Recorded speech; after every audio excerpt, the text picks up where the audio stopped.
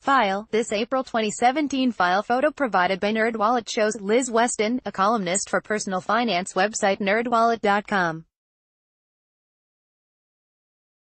NerdWallet via AP. File. I recently heard from the parents of yet another high school senior who turned down a huge scholarship from a good college to attend her dream school, which of course has lousy financial aid.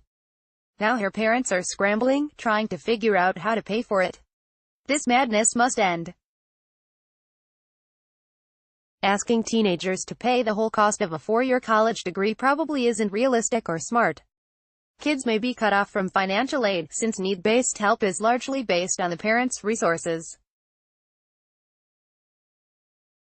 The debt they accumulate may be crippling, and students who try to pay for school entirely on their own are more likely to drop out. But the open bar approach isn't wise, either. Setting limits and requiring a kid to pay at least part of the cost can actually lead to better grades while protecting parents' finances.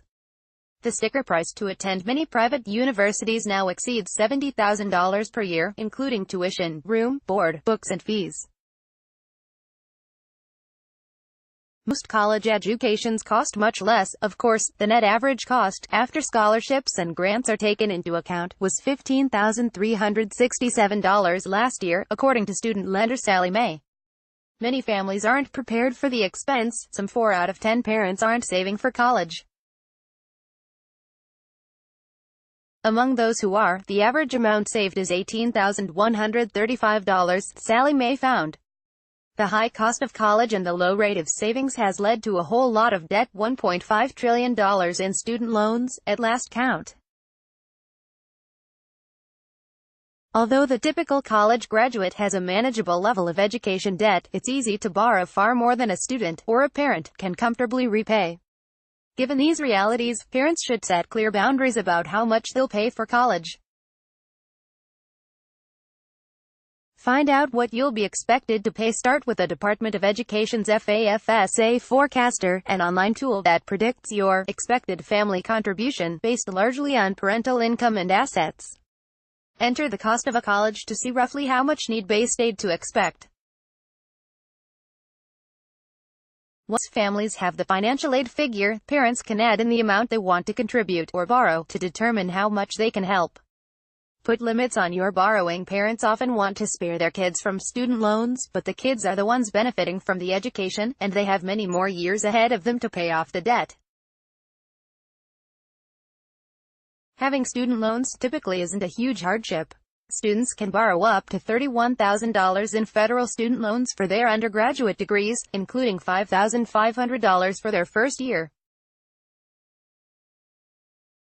The typical college graduate can easily pay that back within 10 years. A rule of thumb for students: don't borrow more in total than you expect to earn in your first year out of school. Parents usually have access to PLUS federal education loans, but those have higher rates and less generous repayment plans. Parents and students should be wary of using private student loans, since those typically come with variable rates and fewer consumer protections. Parents also may be able to borrow against their home equity or retirement funds. A rule of thumb for parents: don't borrow more than you can pay off before you retire, while still saving enough for that retirement. Make sure your kid has skin in the game. The more financial help parents offer, the more likely college students are to graduate, according to a 2013 study by Laura Hamilton, a sociology professor at the University of California, Merced. At the same time, students' grade point averages decreased as parental support increased. Having loans didn't help grades, but scholarships, work study and grants did. Some studies have found that working less than 20 hours per week while in college is associated with better grades. So even parents who can afford to give their kids a full ride might insist they at least get a job. Most parents, though, should be sending a different message: honey, we can afford to contribute this much to college. If you want to spend more, you'll have to come up with the difference on your own. Follow that with a discussion of the impact excessive debt could have on their futures. Have this conversation long before college applications are due. It will be a much more wrenching discussion later, when the student has her heart set on the dream school that would be a nightmare for the family's finances. Blank_blank. This column was provided to the Associated Press by the personal finance website NerdWallet.